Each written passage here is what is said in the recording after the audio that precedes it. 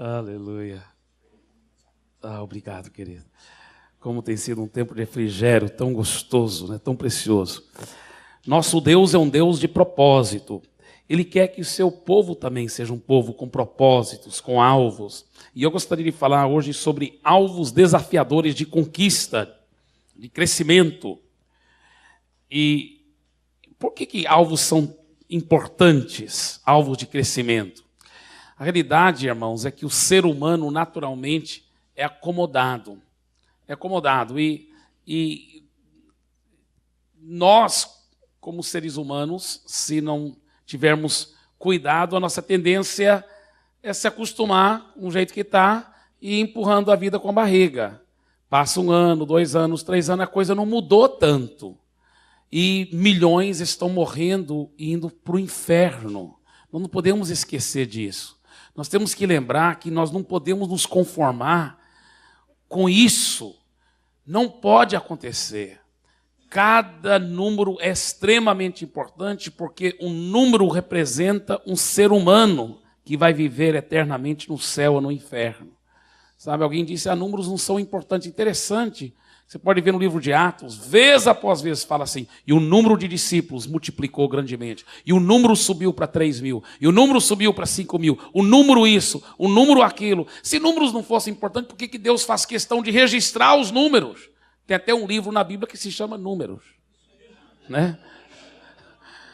Números é importante. Por que números é extremamente importante? Porque números representam um ser humano que vai viver eternamente, ou no céu ou no inferno. Então nós não podemos nos acomodar com pouca coisa, nós temos que sonhar grande. Eu costumo dizer, aonde eu vou, que um bom alvo para começar é para ganhar 10% da sua cidade para Jesus. 10% da sua cidade. Então calcula aí quanto que é 10% da sua cidade e começa a aplicar fé para isso. Né? Começa a aplicar fé. Agora, você fala, mas e se não for da vontade de Deus? Na realidade não é a vontade de Deus ganhar 10% da sua cidade. A vontade de Deus é ganhar 100%. Mas é um bom começo 10%. Amém? É um bom começo. Então, meu irmão, é muito gostoso. Eu tenho um amigo, um pastor, inclusive ele é pastor de uma enorme igreja, a maior igreja da cidade dele, e ele, né, a igreja dele ainda está crescendo, mas na época era bem menor, mas já era muito grande. E ele crendo por grandes coisas, sonhando por grandes coisas, e o presidente do conselho de pastores chegou para ele, como se fosse para animá-lo, né? E disse, pastor fulano, estou crendo que sua igreja um dia vai ter 50.000 membros, já estou vendo isso. Ele falou, pastor, ele falou para o presidente do conselho, pastor, o que você tem contra mim, pastor? Aí o pastor falou assim, não, você não está entendendo o que eu estou dizendo? Estou dizendo que eu estou crendo que a sua igreja vai ter 50.000 membros. E disse, pois é, mas o pastor, o presidente do conselho de pastores aqui da nossa cidade, e a nossa cidade tem quase 2 milhões de habitantes, e o senhor já está me dando 50.000? Poxa, com 2 milhões de habitantes, o senhor só está me dando 50.000, é muito pouco, pastor, o senhor tem alguma coisa contra mim. Então, mas realmente temos que ter uma mudança de mentalidade, temos que começar a acreditar por grandes coisas. Alguns historiadores dizem que Jerusalém chegou a ter 200.000 habitantes e no auge da igreja chegou a ter 100.000 membros, metade da população da cidade. Queridos, nós realmente temos que crer por uma restauração de todas as coisas, inclusive no poderoso crescimento explosivo e numérico para a glória de Jesus. Eu volto a repetir, Jesus não disse ide fazer convertido das nações. Ele falou de fazer discípulos, aí vem a qualidade.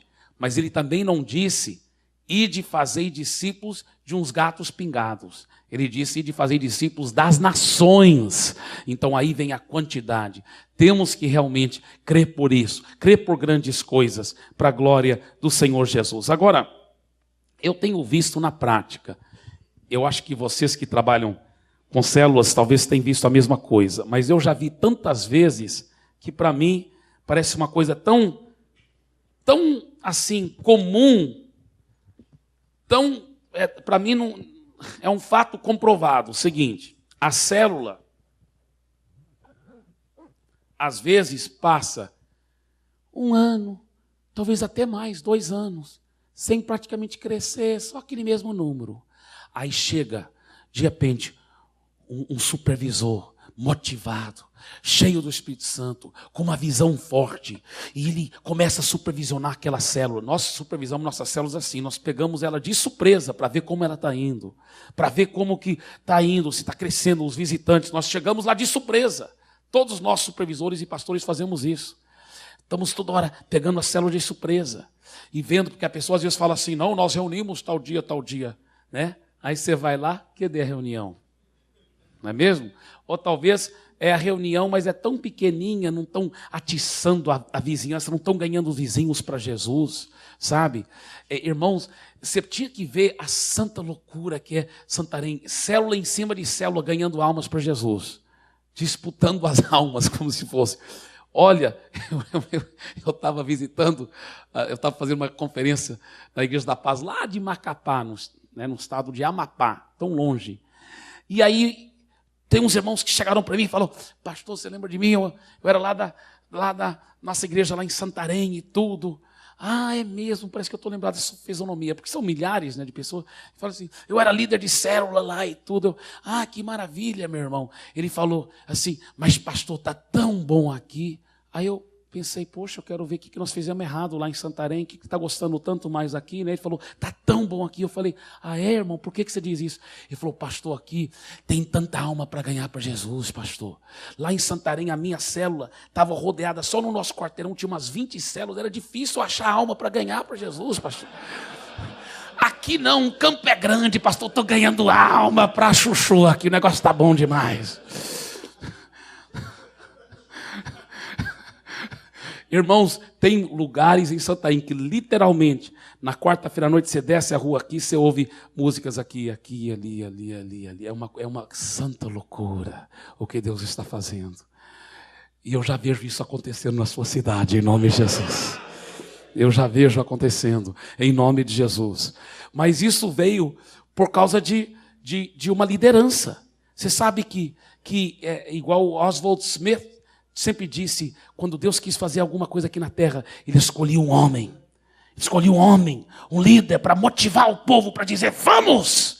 E eu quero te motivar, eu quero te encorajar, pastor, líder, para você ser esse homem na sua comunidade, na sua congregação, para você dar uma supervisão forte nas células, dar uma injeção de fé e ajudá-las a acreditar para conquistar os seus bairros para Jesus. Eu já vi vez após vez isso acontecer. Uma célula está lá empurrando a vida com a barriga, quase não ganhando vidas, está lá meio parada, as mesmas pessoas, passou 1 ano, as mesmas pessoas.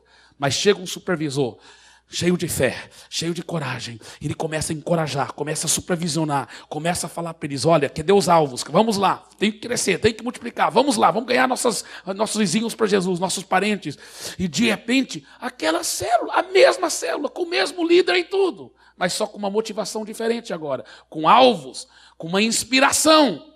Agora, dentro de 6 meses, já está 3 vezes maior, já está começando a multiplicar. Nós temos tido células lá multiplicando em 5 células, em 4 células, sabe? É uma coisa fabulosa, porque os alvos inspiram ao crescimento.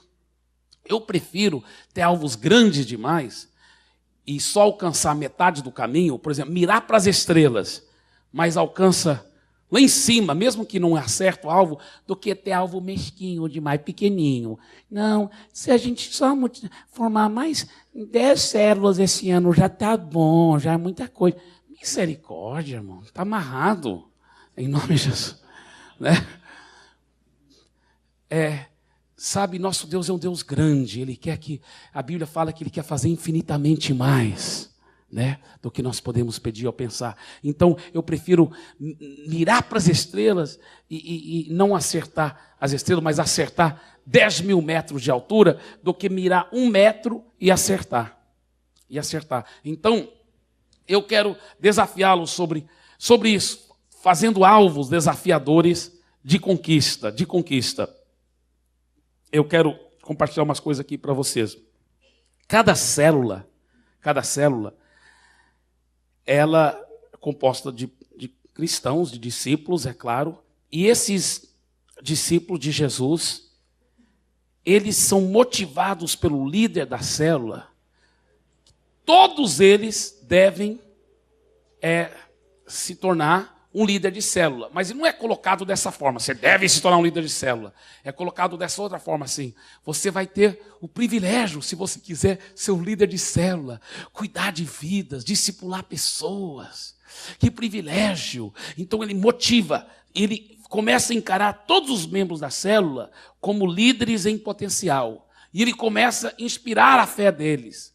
Por quê? Porque nosso lema é todo mundo discipulado, todo discípulo, um líder compromissado. Então começa a motivar. E ele fala assim, então, vamos começar grupos de evangelismo. Então, cada um daqueles membros começam a ser motivados a começar grupos de evangelismo.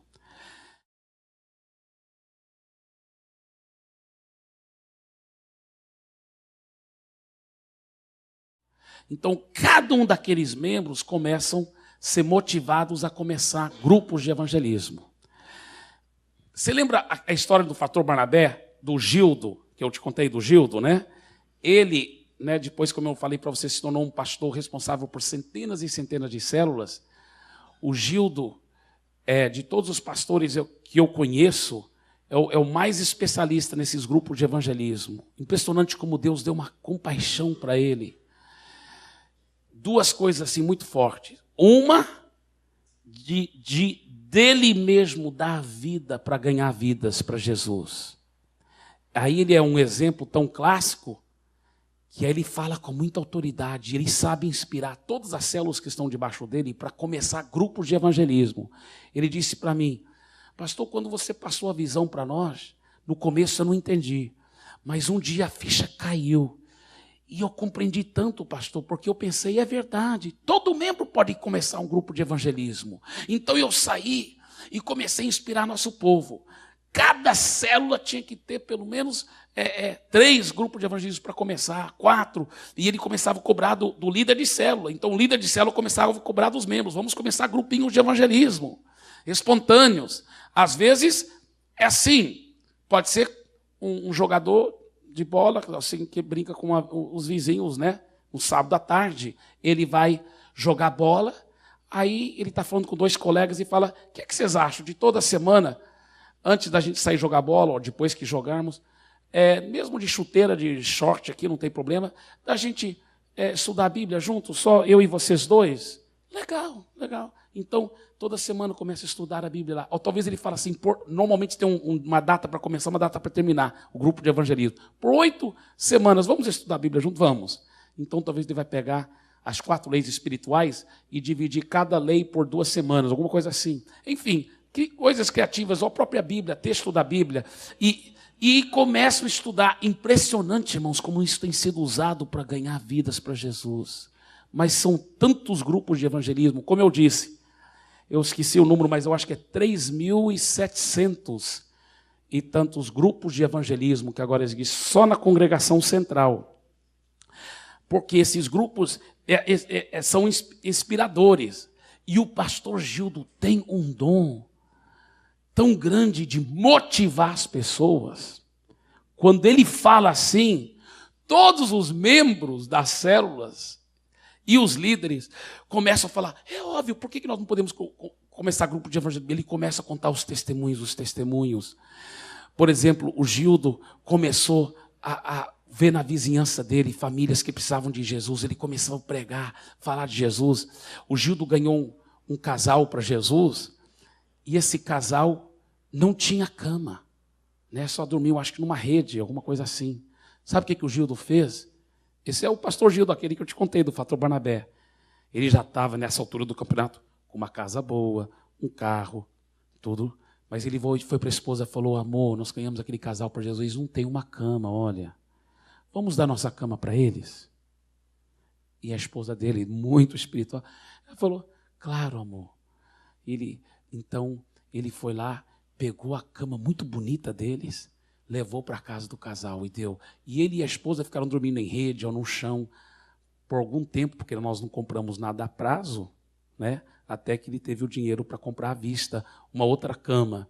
Então, Então, quando os outros membros da região de células do pastor Gildo viram que o líder deles estava se doando para ganhar famílias para Jesus, aquela família, irmão, que lhe deu a cama, por sinal, se tornaram discípulos tão poderosos, tão apaixonados, todo mundo dando a sua vida, dando comida um para o outro, cuidando dos pobres.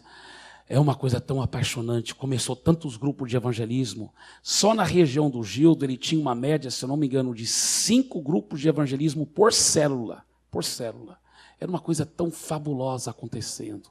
Grupo de evangelismo não tem tamanho. Pode ser uma pessoa evangelizando outra. Mas se é de uma forma constante e semanal, pode ser chamado GE, grupo de evangelismo. Ou pode ser uma pessoa evangelizando uma família toda, ou 50 pessoas toda semana. Agora, a visão é transformar o GE eventualmente numa célula, porque ele vai ganhando vidas para Jesus. Enquanto isso, aquele líder do GE, líder do grupo de evangelismo, que é só um membro de célula, ele está passando pelo trilho de liderança e preparando para ele se tornar um líder de célula. Uma vez que ele se qualificou pelo trilho de liderança e ganhou pelo menos 3 pessoas para Jesus e estão sendo bem cuidadas por ele, ele pode pegar aquelas 3 que ele está levando para a célula, né, ou que ele está cuidando lá no GE, e transformar aquele GE numa célula, se for debaixo de supervisão, debaixo de uma liderança séria, e se ele for qualificado como líder. Então é uma coisa muito, muito bonita. Eu sei que vocês já estão fazendo algumas coisas bem semelhantes a isso, pelo que o John disse para mim, mas o John também disse para mim que nessa área de evangelismo, né, ele gostaria de ver isso acontecer mais. Eu estou aqui concordando em fé com os irmãos. Nós vamos ficar aprendendo mais e mais dos irmãos em outras áreas. E nesta área de evangelismo, eu quero realmente motivá-los, encorajá-los. Nós temos algumas coisas que procuramos praticar com a ajuda do Espírito Santo. Por exemplo, toda célula tem uma data de multiplicação. Mesmo que a célula não multiplicou no sentido dela dividir em 2 e começar 2 células, não. Às vezes multiplica porque um dos membros está frutificando e começa uma nova célula, não é verdade? Mas, mesmo assim, isso se chama de multiplicação. Então, essa data de multiplicação, nós não colocamos lá na frente, não. Não, nós cremos que no máximo deve ser dentro de 6 meses. 6 meses. Se ela não alcançou o alvo, então põe mais para frente, mais 2 meses, qualquer coisa. Mas o supervisor fica cobrando. Vamos lá, está chegando perto da data da multiplicação. Já está para multiplicar? Como está indo? Então tem um santo empurrar. Por quê? Porque o ser humano é acomodado. Se você deixar, ele vai passar ano e não multiplica. Agora, se tiver alguém lá encorajando, amando, empurrando, ele começa a levar mais a sério. De repente o líder de célula fala, meu Deus, já passou 5 meses, não aconteceu nada ainda. Ele começa a jejuar, orar. Amém. Não vai fazer mal para ele jejuar e orar, né? Para poder multiplicar dentro de 6 meses, em nome de Jesus. Agora, nós temos visto algumas células multiplicar com saúde mesmo, dentro de 4 meses. Mas isso não é a norma, né? A norma seria com saúde 6 meses o mínimo. Mas às vezes tem acontecido com menos.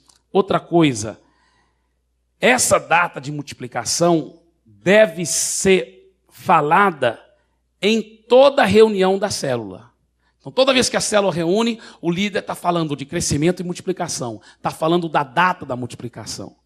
Inclusive, nós encorajamos a célula para ter um cartaz. Então, esse cartaz, nem sempre, por exemplo, se for na sala de alguém, aquele cartaz, às vezes, não fica grudado na parede da sala, sempre. Porque, às vezes, a parede é muito chique, é bonita, não querem ter um cartaz grudado lá. Mas, na hora da reunião da célula, eles pegam aquele cartaz, encosta aquele cartaz lá na parede, você está entendendo? E naquele cartaz está escrito lá, nossa data da multiplicação, né? Vamos supor, dia 5 de agosto, nós vamos multiplicar e tal, nossos alvos aqui. Então todo mundo está vendo aqueles alvos, todo mundo está crendo junto, está orando junto por eles, está realmente indo numa mesma direção. Toda reunião da célula deve falar sobre a multiplicação. Toda reunião da célula deve falar sobre a data da multiplicação. E deve também a congregação, na minha opinião, honrar os que estão multiplicando. A Bíblia fala da honra a quem honra merece.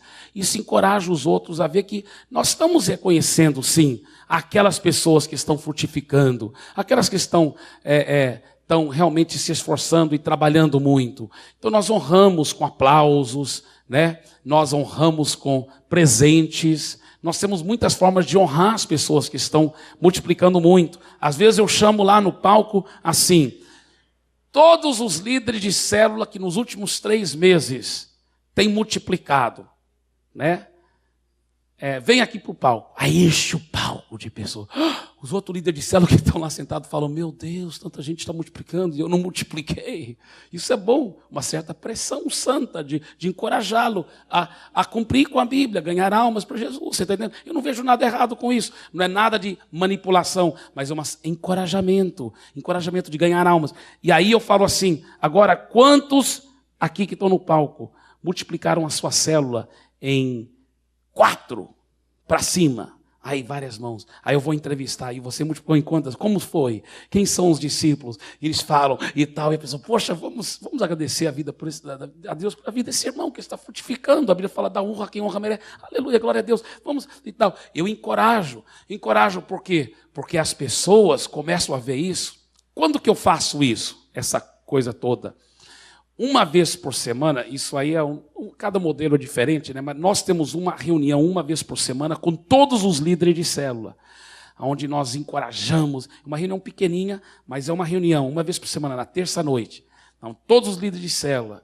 Então, eles reúnem primeiro em grupinhos, onde o supervisor reúne com todos os líderes de célula, grupinho de setor, e aí reunimos todos juntos, no salão grande, onde nós damos direção e motivação. Essa reunião se chama o TADEL, Treinamento Avançado de Líderes. Ela começou assim numa rodinha, eu reunindo com todos os líderes de célula uma vez por semana.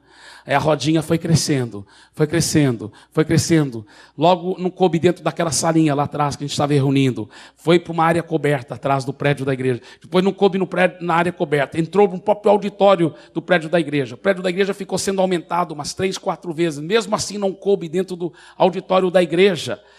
Hoje, esse TADEL, que significa Treinamento Avançado de Líderes, tem 2 reuniões na terça-feira à noite, uma de 6 às 7h30, outra de 7h30 às 9h, para caber todo mundo. O nosso auditório é grande, né? Mas mesmo assim tem que ter 2 sessões para caber todo mundo desses líderes de célula. Então, inclusive, se você for visitar Santarém, garanta que você vai ver a terça-feira à noite. Todo mundo diz que é a reunião mais emocionante, até mais empolgante do que os 5 cultos de celebração. Porque são 2 reuniões lotadas só de líderes. Não é um treinamento de líder, não é um culto, não. É um treinamento de líder. É só treinamento e estratégias. Não tem aqueles tempos de louvor e adoração, apesar que poderia ter, mas porque é pouco tempo, então é muita estratégia, muito treinamento. É um treinamento. É como se fosse uma escola de líderes. Mas é importante, eu creio. O Kirk Hathaway, ele escreveu um livro intitulado Princípios para o Crescimento da Igreja, diferenciando entre fatos e ficção.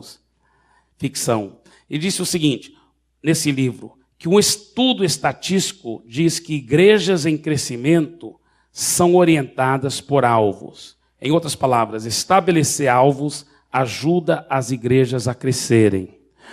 O Joe Comiskey disse o seguinte, se você está mirando em nada, certamente irá acertar em cheio.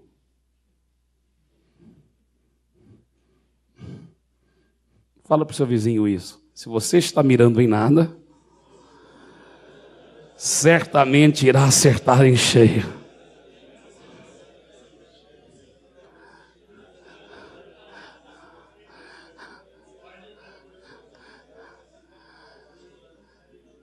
Se você perguntar para qualquer pessoa da nossa congregação central, lá em Santarém, qual é o próximo alvo? Eles vão dizer para você, 70 mil membros. Todo mundo sabe disso.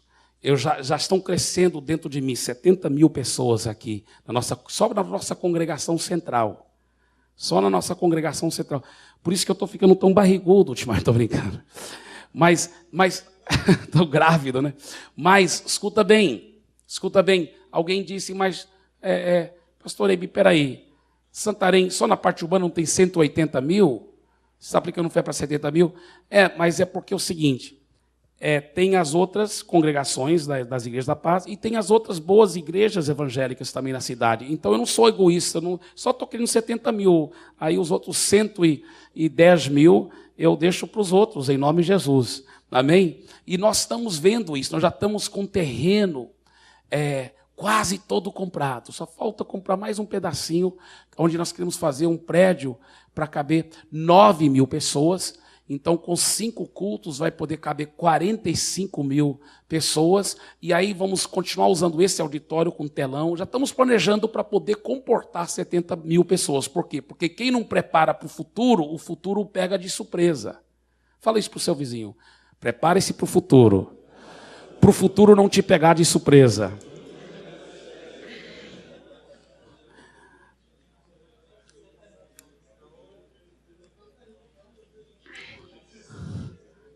Agora, eu quero falar algumas coisas sobre alvos. Cinco princípios que eu acho importante em estabelecer alvos de conquista e crescimento.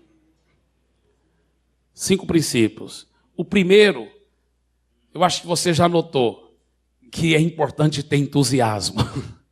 É importante ter entusiasmo. O Emerson, filósofo, disse uma coisa assim, ele disse, nada grandioso jamais foi realizado sem ter entusiasmo. Eu nem sei se o Emerson era evangélico, mas uma coisa eu sei, nesse caso aí ele acertou. Sabe por quê? A palavra entusiasmo vem do grego. São de 2 palavras no grego, que quer dizer cheio, e theos, que quer dizer Deus, cheio de Deus. Entusiasmo, transliterado, quer dizer cheio de Deus. Não é não, Moisés? Me corrige depois, me fala depois. Amém. Amém. Ele conhece bem melhor do que eu. Mas cheio de Deus. Cheio de Deus. Sabe, a pessoa, a apatia, a pessoa apática, que empurra a vida com a barriga, que é dirigido pelos alvos dos outros. Sabe, Deus não quer isso. Deus quer encher a sua vida com entusiasmo. Com entusiasmo. A apatia só pode ser vencida, disse Arnold Toynbee, pelo entusiasmo. E o entusiasmo só é despertado por 2 coisas. Primeiro, um ideal que toma conta da imaginação. Nós já temos esse ideal. Ganhar o mundo para Jesus, fazer discípulos das nações. Segundo, um plano definido e inteligível para colocar aquele ideal na prática. Então, o que o Arnold Toynbee disse? Ele disse que para realmente acabar com a apatia e despertar o entusiasmo dentro do ser humano, é necessário 2 coisas. Primeiro, um ideal que toma conta da imaginação, que toma conta da nossa vida. Nós já temos esse ideal, fazer discípulos das nações. Mas a segunda coisa, ele diz, não adianta só ter esse grande ideal que toma conta de você, mas tem que ter um plano definido de como alcançar esse ideal. E aí que vem os alvos.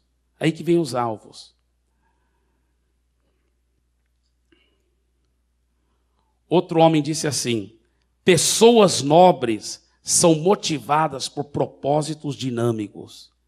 Os menos nobres sobrevivem com desejos e inclinações.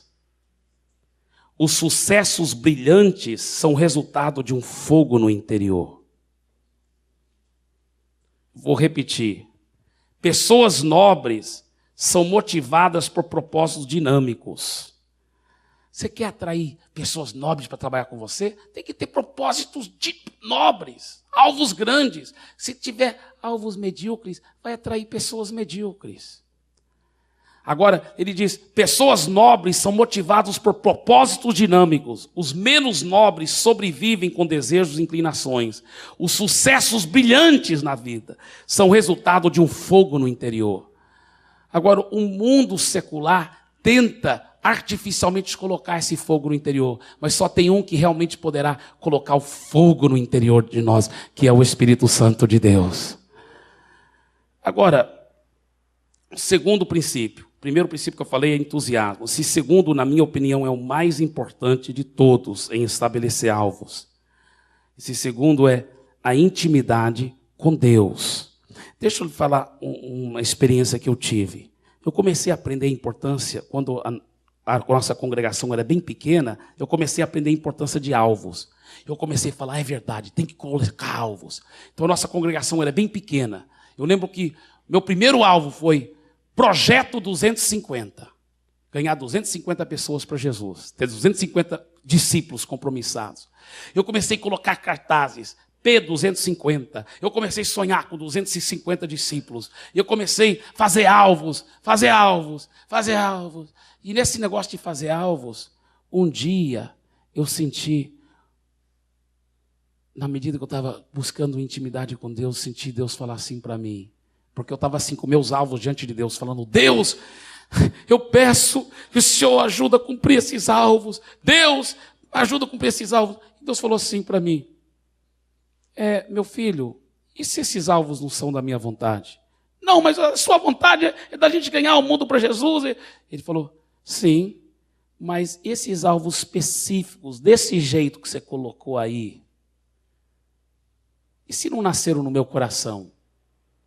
Porque mesmo que de uma forma geral Deus quer usar todos nós grandemente, o plano dele é diferente para cada pessoa. Por exemplo, Deus me disse, e se eu não quero que você seja uma pessoa usada com multidões, mas que você seja como Estevão, que morreu como mártir. Mas antes de morrer, diz a Bíblia que o rosto dele estava brilhando. E tinha um homem chamado Saulo que estava vendo tudo aquilo. E eu creio que a oração que Estevão fez, qual foi a oração? Pai, perdoe-os, porque não sabem o que fazem, não é mesmo? Não imputa esses pecados contra eles, não foi? Eu creio que foi a oração de Estevão que Deus respondeu na estrada de Damasco. Eu creio que Estevão, pela oração que ele fez, abriu a porta da graça para que Saulo se convertesse. Eu creio que foi a mesma luz que estava brilhando do rosto de Estevão que cegou os olhos de Saulo na estrada de Damasco. Eu creio que Saulo é filho na fé de Estevão. Foi discípulo depois de Barnabé, mas filho na fé de Estevão. E Deus disse para mim, e se eu só quiser que você seja um Estevão? Trabalhe no Ribeirinho, talvez, tenha sua plantação, nem seja tempo integral, crie seus porcos, suas galinhas e tenha a mandioca, mas lá no Ribeirinho você vai ganhar um Paulo para mim, e esse Paulo vai ganhar o mundo. E se essa é a minha vontade, meu filho? Falei, Senhor, não pensei nisso. Falei, sabe uma coisa, Deus? Eu estou cansado de ir atrás dos meus próprios alvos. Eu não quero mais meus alvos. Eu falei, sabe, o senhor tem razão, Deus. Ele falou, eu não tenho compromisso nenhum de ajudar ninguém a alcançar alvos que não nasceram no meu coração. Eu falei, pronto. Então faça o seguinte, eu estou zerando tudo. Não tenho mais alvos meus. Eu zero tudo e agora eu vou esperar no Senhor. Eu vou esperar no Senhor. Fale comigo, qual é a sua vontade?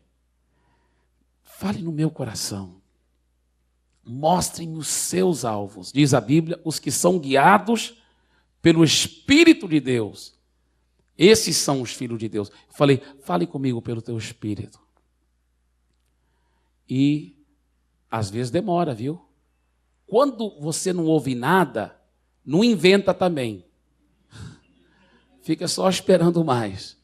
Mas mais cedo ou mais tarde ele vai falar com você. Ele vai. E eu tenho uma boa notícia. Normalmente os alvos de Deus são bem maiores. E sempre os alvos de Deus são bem melhores para você, né? Isso é um fato. Só que agora é diferente. Não foram alvos que você gerou, foram alvos gerados pelo Espírito Santo. Esse número de 70 mil não foi eu que inventei da minha cabeça. Foi gerado em oração. Foi gerado em oração. Foi gerado em oração. Agora, às vezes as pessoas falam, mas como cultivar a intimidade com Deus, né? O pastor Sóstenes falou uma coisa tão linda hoje, né? Não sei se vocês notaram, foi tão lindo, tão precioso aquilo que falou, de se humilhar em oração, em adoração, quebrantar-se, se despir, como se fosse, né? Ele não falou essas palavras, eu que estou falando, mas diante de Deus, se quebrantar. Tem que cultivar a intimidade com Deus. Sabe, muitas pessoas têm tido uma forma tão artificial de se aproximar de Deus, como se Deus fosse tão longe, tem que ser uma coisa bem religiosa, né? Você já notou aquela coisa?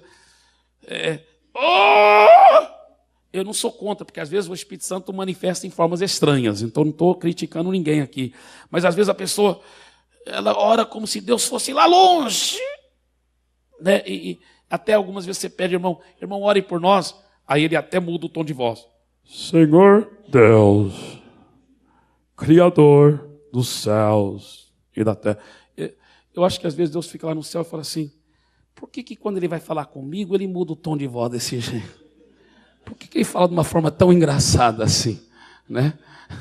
Imagina, irmão, você sai, né? Você imagina, né? A sua esposa está lá preparando o café da manhã, né? E de repente você acorda e ela está lá preparando o café da manhã e o marido dela sai e ela diz, bom dia, amor, como vai? E o marido fala assim, bom dia, amor. E ela diz, está tudo bem, amor? O que nós vamos ter para o café da manhã? Ela diz, amor, acho que é melhor você voltar a dormir mais um pouco, que você não está... A intimidade é cultivada de uma forma natural, né? Íntima com Deus. Sabe, eu tenho um costume de fazer o seguinte, eu gosto muito de fazer isso. Desculpa, espero que eu não esteja ofendendo ninguém, usar essa expressão, mas eu uso a expressão bater papo com Deus. Eu gosto de sentar no sofá ou numa cadeira, sozinho no quarto com Deus, e conversar com Ele. E bater papo com Ele, abrir meu coração com Ele. Aí eu procuro ouvir a voz dEle no meu espírito. E claro, me encho muito da palavra, leio muito a Bíblia, porque Deus usa a palavra, fala através da palavra. E procuro ouvir a voz do Espírito Santo. Às vezes eu penso que eu ouvi e não ouvi, outras vezes eu não tenho dúvida nenhuma, sei que eu ouvi a voz dele. Às vezes é com tanta clareza e nitidez que não tem dúvida nenhuma, ele falou. É uma coisa muito gostosa, mas quando ele fala e confirma, as pessoas às vezes falam, e lá em Fortaleza? Na realidade, eu nem tenho tantos alvos ainda para Fortaleza. Por quê? Porque meu plano, antes até de mudar para Fortaleza, era orar mais para receber uns alvos de Deus. E eu não tirei esse tempo em oração e jejum ainda. Então eu até falei, esses dias mesmo, reuni com os pastores lá, da nossa congregação, né, embriônica lá em Fortaleza, e falei, amados, eu ainda não tenho alvos aqui, porque ainda não tirei tempo com Deus, eu tenho que receber os alvos dele. Né, nós vamos orar e jejuar juntos, inclusive eles já falaram também. Eles já estão jejuando lá e orando e buscando a Deus. Nós vamos juntos receber de Deus palavras, eu creio, alvos. Temos que receber dele. Temos que receber dele. Quantas vezes nós temos feito isso? Nós fazemos nossos próprios alvos, aí levamos diante de Deus, pedimos Deus para abençoar os nossos alvos. Não, temos que zerar tudo e receber de Deus os alvos dele. Terceiro princípio, que Deus, eu creio que deu uma revelação tremenda. Eu, mais uma vez, eu aprendo tanto com outros irmãos. Eu achei lindo isso que o show ensina sobre sonhando com os alvos. O show nos leva para o Velho Testamento e mostra como Deus ensinou a Abraão a sonhar. Né? Mais uma vez, não sou dogmático sobre isso. Sei que há muitos teólogos aqui, mas veja bem aqui uma coisa interessante no livro de Gênesis, por favor. Gênesis capítulo 13. Muitos anos Deus já havia prometido que Isaac ia nascer. Muitos anos. Aí o que ele diz aqui? Gênesis 13. Isaac demorou para nascer. Deus falou para Abraão e Sara que eles iam, iam ter filhos. Abraão ia ser, ia ter uma grande descendência, mas nada tinha acontecido. Então, olha o que Deus faz. Gênesis capítulo 13, versículo 16. Farei a tua descendência como o pó da terra, de maneira que se alguém puder contar o pó da terra, então se contará também a tua descendência. Agora, no deserto, aonde Abraão estava caminhando, de dia o sol é muito forte. E naquela época não existia óculos escuro. Então é difícil você, assim, levantar a cabeça e ficar olhando assim, naquele sol forte, na areia branca. Então, durante o dia, a tendência é só olhar para baixo. E durante o dia, enquanto Abraão trabalhava lá com o rebanho, caminhava lá fora, a única coisa que ele via era o quê? Areia, grãos de areia. Grãos de areia. Agora, à noite, no deserto, já é o contrário. Por causa da a falta de umidade no ar, a atmosfera muito seca, o céu estrelado, que você pode ver, os tanto de estrelas com o olho nu, é uma coisa impressionante. Dizem que é uma das belezas mais gloriosas da natureza, é o céu estrelado do deserto à noite. Dizem, o Asaf deve ter visto isso muitas vezes, não sei, lá no Meio Oriente. Agora, veja bem o que Deus fez à noite com Abraão. À noite, Deus também ensinou Abraão a sonhar. Gênesis capítulo 15, versículos 5 e 6. Então conduziu até fora e disse: olha para os céus e conta as estrelas, se é que o podes. E lhe disse: será assim a tua posteridade. E olha o versículo 6. O próximo versículo. Ele creu no Senhor. Isso lhe foi imputado para a justiça. E lá em Hebreus 11 fala que foi através da fé que Abraão gerou Isaac. E agora escuta bem. Abraão só gerou Isaac através da fé. Mas essa fé só veio depois que Deus ensinou Abraão a sonhar. A sonhar. Eu creio isso. Eu posso estar enganado, mas eu creio que Deus estava ensinando Abraão. Olha, você tem que olhar para as estrelas. Começa a sonhar. E quero que você sonhe durante a noite que você está olhando aqui fora, porque no deserto, à noite, o cara anda assim, olhando para cima. Durante o dia, ele olha para baixo. Abraão, eu quero que você fique sonhando de dia e de noite. De dia e de noite. De dia e de noite. Sonhando dia e noite. Sabe, irmãos, aquela coisa começou a crescer em mim tanto. Quando Deus começou a me dar alvos, e eu comecei a sonhar em cima daqueles alvos que Deus estava me dando.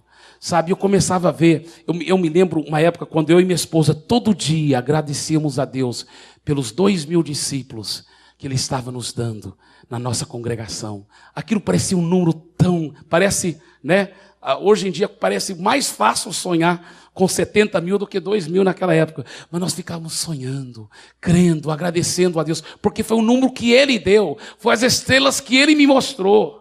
Sabe, foi os grãos de areia que Ele colocou no meu coração.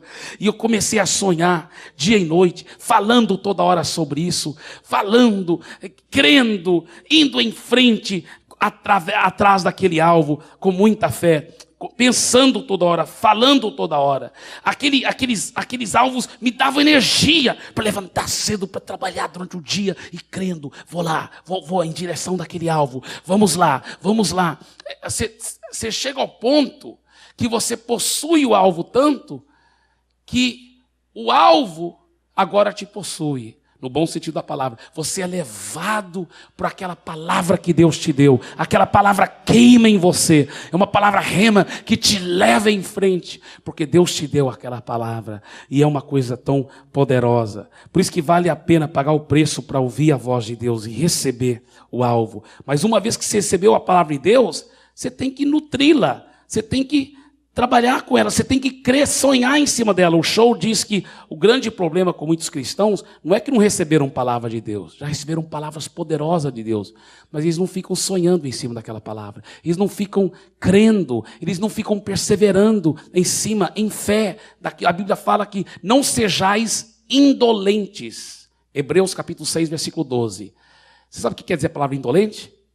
Preguiçoso, preguiçoso. Não sejais preguiçosos, mas imitadores daqueles que pela fé e a longanimidade herdam as promessas. Deus te deu uma promessa, mas o Hebreus está dizendo o seguinte: mesmo que Deus te deu a promessa, você poderá não herdá-la se você for preguiçoso espiritualmente, se você deixá-la cair por terra. Mas se você tiver a fé e a perseverança de ir atrás daquela promessa, meu irmão, mas tem que ter a fé, tem que ter a perseverança. Então, recebe uma palavra de Deus, mas aí não fica parado não. Começa a sonhar em cima, sonhando com o alvo, possuindo aqueles alvos, até que eles tomem conta da sua vida, no bom sentido da palavra, levando você a alcançar as promessas de Deus, pela fé e a perseverança. E falando em perseverança, isso é o meu quarto ponto. Perseverança insistente em direção ao alvo. Porque uma vez que você está sonhando é maravilhoso, mas passa um tempo e parece que aquilo nunca vai chegar. Aí é horrível. Aí não é fácil, meu irmão. Muitas vezes eu já sonhava, aí o diabo vinha e falava: não está adiantando nada, você está crendo, perseverando. Mas eu aprendi a ter uma determinação de perseverança. Não, Deus falou, então vai acontecer. Não desistir, não desistir. Deixa eu contar uma história aqui. Eu vou tirar até porque essa aqui, obrigado, meu amado, é do jumento velho e o cavalo bravo. É o seguinte: jumento velho e o cavalo bravo. É uma história verdadeira que acontecia muito lá no Velho Oeste americano, quando os cowboys faziam seus ranchos, suas fazendas, e eles tinham um curral. E lá no Velho Oeste, nas Campinas americanas, você sabe que até hoje tem cavalos selvagens que correm solto lá. Parece que são chamados mustangs, né? São aqueles cavalos grandes, bonitos, que correm solto lá. Os cavalos selvagens. E naquela época tinha esses cavalos selvagens que os cowboys eles descobriram um método fantástico de como domar esses cavalos, amansá-los e aproveitá-los como para a fazenda deles, como bons cavalos. O único problema é o seguinte: era como trazer o cavalo lá das Campinas para dentro do curral. Porque uma vez que o cavalo estava dentro do curral, eles já tinham essa técnica de como domá-lo, de como mansá-lo. Mas como pegá-lo lá nas Campinas, às vezes quilômetros de distância, onde ele estava correndo solto, e trazê-lo para o curral? Não tinha caminhão naquela época e tudo, como que eles iam fazer? Então eles desenvolveram uma técnica impressionante. Eles pegavam um jumento velho, que parecia que não tinha utilidade nenhuma lá na fazenda mais, porque era tão velho, e eles pegavam aquele jumento velho, levavam com eles lá quilômetros de distância para as Campinas. Escolhiam aquele cavalo bravo que eles achavam bonito, que eles queriam, e eles em cima de outros cavalos, laçavam um daqueles cavalos.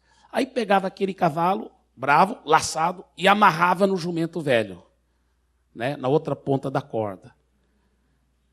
Aí eles saíam e voltavam para a fazenda. Bem, você sabe que o cavalo bravo era muito mais forte do que o jumento velho.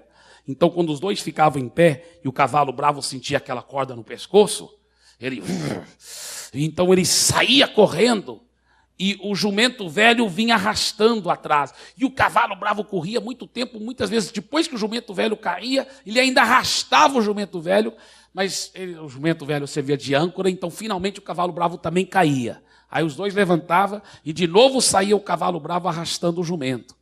Só que, por incrível que pareça, de manhã os fazendeiros voltavam para casa, almoçavam, jantavam, dormiam. E de manhã, sabe o quê? Lá fora do portão do curral estava o jumento velho e o cavalo bravo. Agora, parecia um milagre. Como que o jumento velho conseguiu levar o cavalo bravo para o curral?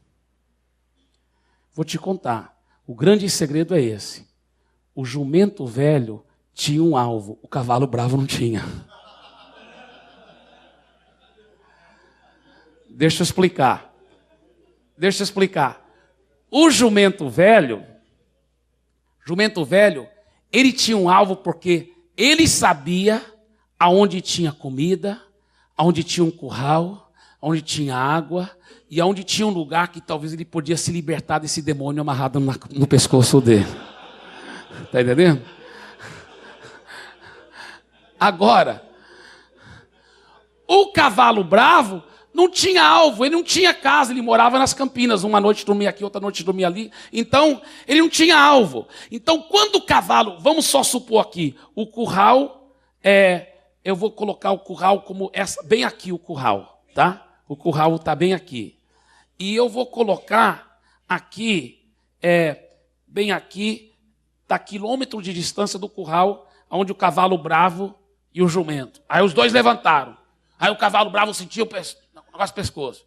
Então ele saía correndo para cá, vamos supor. Tchum, tchum, tchum, tchum. O jumento velho queria ir para onde? Para cá. Então o jumento velho vinha arrastando atrás, fazendo assim. Você está entendendo? Aí os dois finalmente caíam para cá. Aí o cavalo bravo levantava, pensava assim: bem, para cá não funcionou muito bem, vou tentar para cá. Então ele tentava para cá.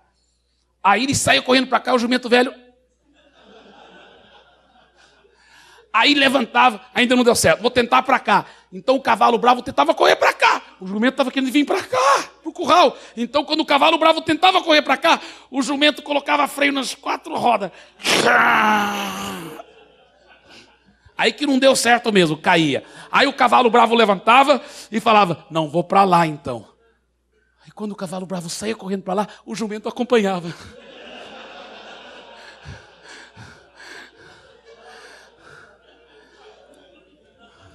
É uma história verdadeira. Escuta bem. Qual é o ensino aqui? O ensino é o seguinte: não são os mais fortes que vão ganhar a corrida. Não são os mais talentosos, nem os mais bonitos, mas são aqueles que têm alvos e que têm a perseverança de um jumento velho para chegar a alcançar aquele alvo. Então receba um alvo de Deus e persevere com tudo na direção daquele alvo. Amém? E o quinto ponto é: na medida que o Espírito Santo vai dirigindo, o seu alvo vai encaixar-se perfeitamente com outros, com o alvo de outros que estão trabalhando com você. Não é que o seu alvo vai dominar a vida deles. É que eles vão começar a ter alvos também dirigidos pelo Espírito Santo que vão encaixar harmoniosamente, porque é o mesmo Espírito que está dirigindo. E você, através do Espírito Santo, vai envolver outros nessa caminhada de fazer discípulos das nações.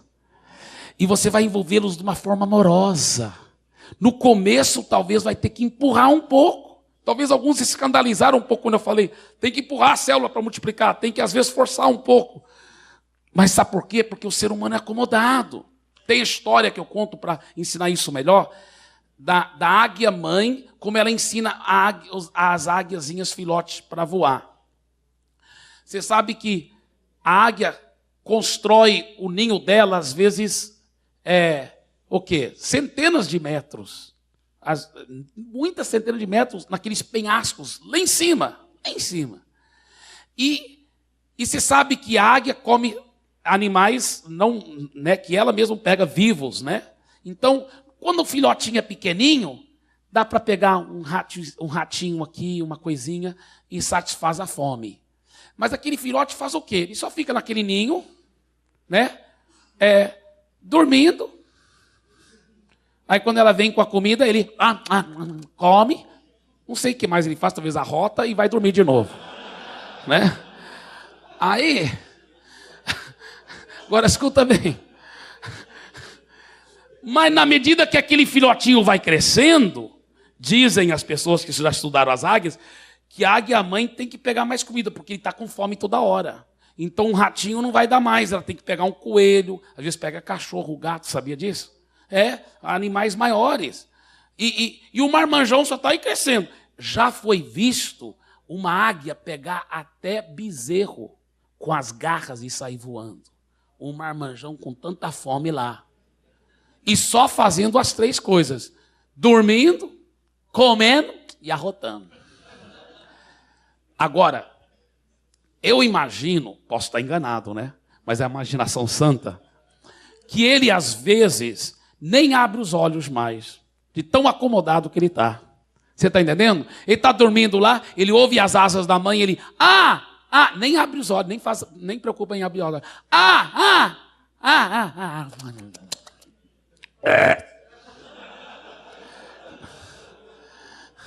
Marmanjão está engordando. Marmanjão engordando.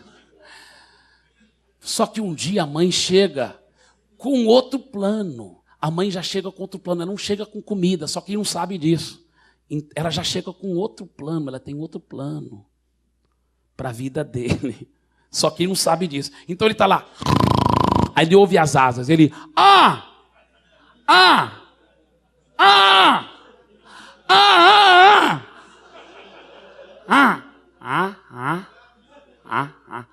Aí ele sente as penas estão alvoroçadas, ela está com outro plano, as penas estão alvoroçadas, ele, mãe, a senhora?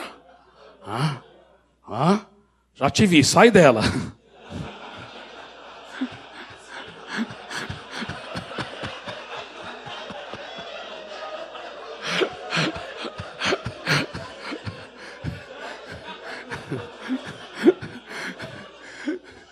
Só que não é demônio.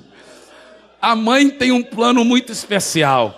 É de ensinar o filhote a voar. E ela começa a empurrá-lo do ninho. Lá de cima do penhasco, empurrá-lo do ninho. Ele, não, mãe, eu prometo ser bonzinho da agora em diante. Me perdoe todos os meus pecados. Mãe, eu não vou fazer mais nada. Mãe, ela está empurrando. Não, mãe, não faz isso comigo, mãe! E ela empurra. Porque ela é mais forte do que ele. E ele vai caindo. Socorro, minha mãe está me matando. Mas antes dele despedaçar nas pedras lá embaixo, ela voa como um jato. E apara nas asas. Ele, ai mãe, ainda bem que a senhora arrependeu dos seus pecados. Né? Só que ela leva ele de volta para o ninho, e ela não terminou. Ela empurra de novo. Não, de novo não, mãe! Ai! E ela para de novo. E empurra, e apara de novo. E numa dessas descidas, ele vê que tem 2 coisas grudadas aqui no corpo dele que se chama asa. Então ele não consegue voar, mas já está começando a treinar. E ela para de novo. E ela empurra de novo. Só que dessa vez quase que ele coopera. E ele Aí, numa dessas quedas, ele sabe, quase consegue voar.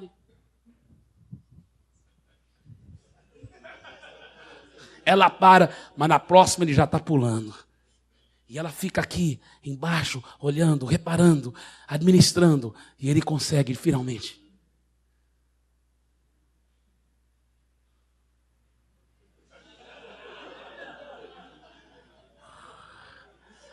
E de repente a ficha cai nele. Ele não foi projetado para viver a vida toda no ninho. Ele foi projetado para voar muito alto. O que nós estamos falando? Nós estamos falando do seu discípulo, que às vezes está no ninho da igreja, da célula, só engordando. Que é uma palavra mais profunda. Vamos lá. Vai lá, pastor. Vai lá, líder de célula. Só fica engordando. Domingo após domingo, só engordando. Próximo domingo, pastor, de novo.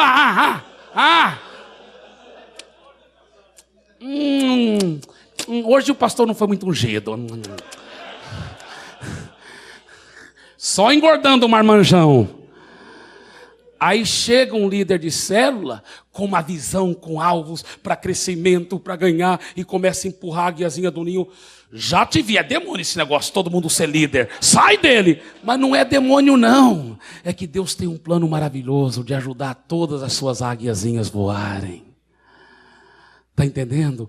E então, de repente, o líder estimula, encoraja, empurra, apara, segura. Por isso que muito antes de multiplicar, deixa os seus membros começarem a liderar a sua célula. Enquanto você está lá voando por baixo para pará-los lá. Sabe, deixa eles aprenderem a liderar na própria célula, dar a palavra, dirigir louvor, para eles poderem aprender os segredos, enquanto você está ao lado deles, para poder apará-los. Empurra, apara, empurra, apara. Mas um dia, o seu discípulo, ele vai voar. Ele vai ver que ele foi projetado, não para ficar sentado lá dentro da congregação, da célula, só engordando. Ele foi projetado para grandes coisas, para voar muito, muito alto. Em nome de Jesus. Amém? Fique em pé, por favor. Envolva outros com seus alvos e trabalhe harmoniosamente, com os alvos de outros que o Espírito Santo vai colocar junto com você.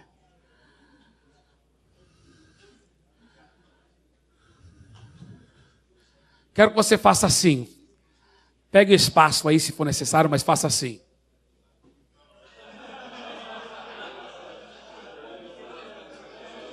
Todo mundo, vamos lá.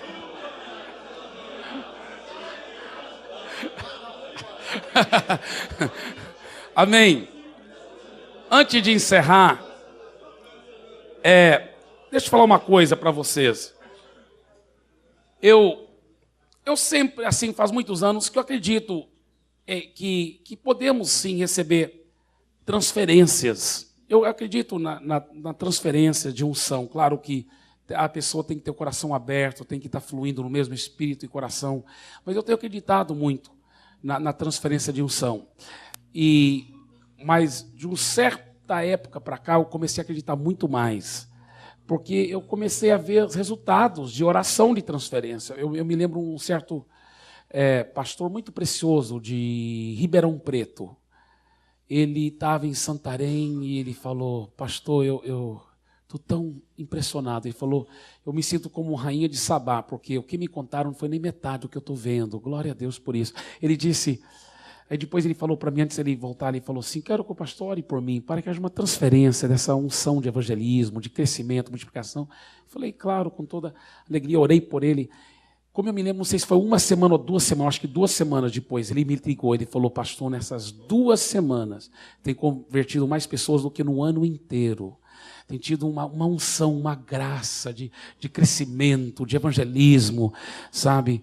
Para a glória de Jesus.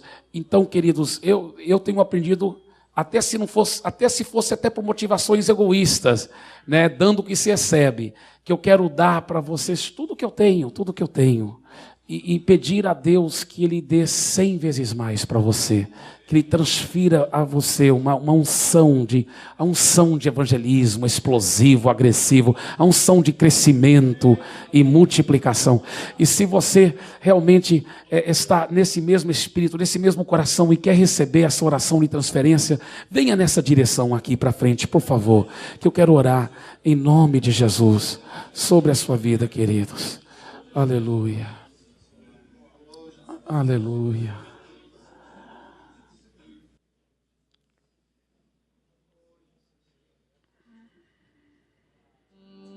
Eu vou orar agora nesse momento.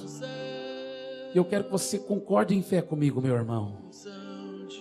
Receba agora, em nome de Jesus.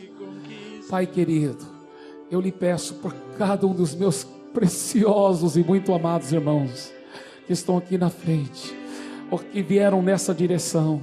Eu lhe peço, ó Pai, por eles, que o Senhor possa derramar sobre eles uma nova unção. A tua palavra diz que é a unção que despedaça o jugo. Ó Pai, eu peço que o Senhor possa derramar sobre eles uma nova unção, uma unção de ousadia, uma unção de conquista, uma unção de evangelismo, um evangelismo agressivo, explosivo, uma unção de crescimento, uma unção de multiplicação. Ó Pai, tudo que o Senhor tem na sua infinita misericórdia concedido a mim nesta área de unção de evangelismo, de unção de crescimento e multiplicação, eu peço que o Senhor transfere agora, Senhor, a cada um dos meus irmãos, transfere e dê para eles 100 vezes mais, 100 vezes mais. Receba agora, recebe agora, meu irmão, recebe agora, meu irmão, receba a unção de crescimento, de multiplicação, em nome de Jesus. Aleluia, aleluia. Começa a declarar: eu recebo em nome de Jesus. Aleluia, aleluia,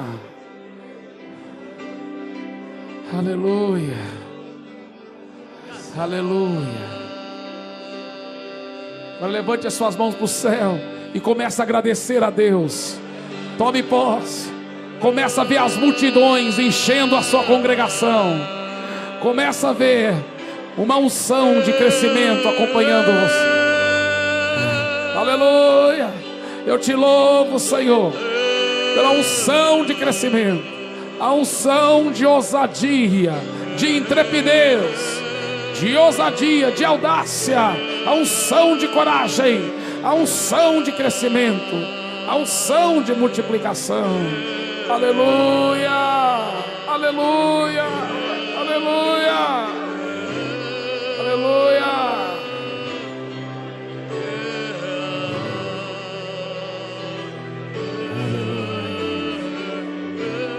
Aleluia.